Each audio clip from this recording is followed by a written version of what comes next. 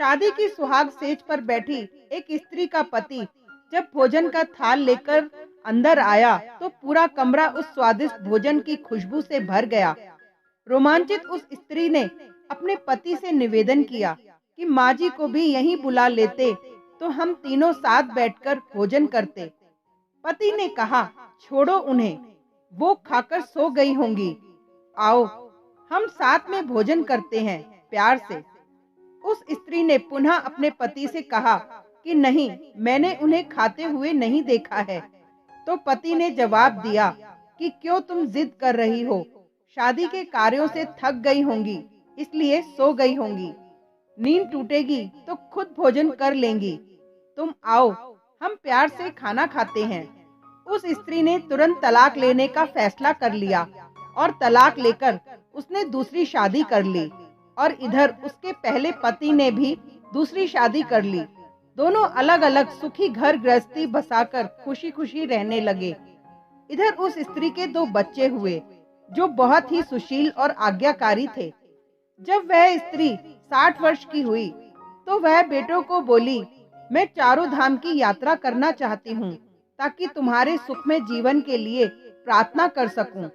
बेटे तुरंत अपनी माँ को लेकर चारों धाम की यात्रा पर निकल गए। एक जगह तीनों माँ बेटे भोजन के लिए रुके और बेटे भोजन परोसकर माँ से खाने की विनती करने लगे। उसी समय उस स्त्री की नजर सामने एक फटे हाल, भूखे और गंदे से एक वृद्ध पुरुष पर पड़ी जो इस स्त्री के भोजन और बेटों की तरफ बहुत ही कातर नजर से देख रहा था। उस स्त्री को उस पर दया आ गई और बेटों को बोली, जाओ पहले उस वृद्ध को नहलाओ और उसे वस्त्र दो, फिर हम सब मिलकर भोजन करेंगे। बेटे जब उस वृद्ध को नहलाकर कपड़े पहनाकर उसे उस स्त्री के सामने लाए तो वह स्त्री आश्चर्यचकित रह गई। वह वृद्ध वही था जिससे उसने शादी की सुहागरात को ही तलाक ले लिया था। उसने उससे पूछा कि क्या हो गया जो तुम्हारी हालत इतनी दयनीय हो गई। तो उस वृद्ध ने नजर झुका के कहा कि सब कुछ होते ही मेरे बच्चे मुझे भोजन नहीं देते थे, मेरा तिरस्कार करते थे, मुझे घर से बाहर निकाल दिया।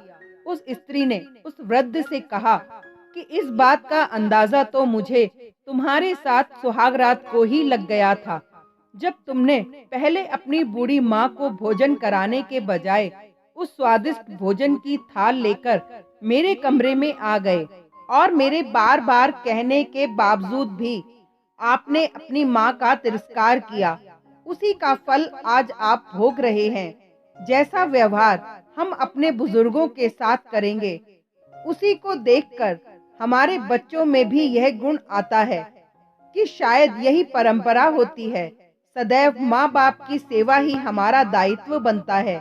जिस घर में माँ बाप हंसते हैं वहीं प्रभु बसते हैं। Thank you.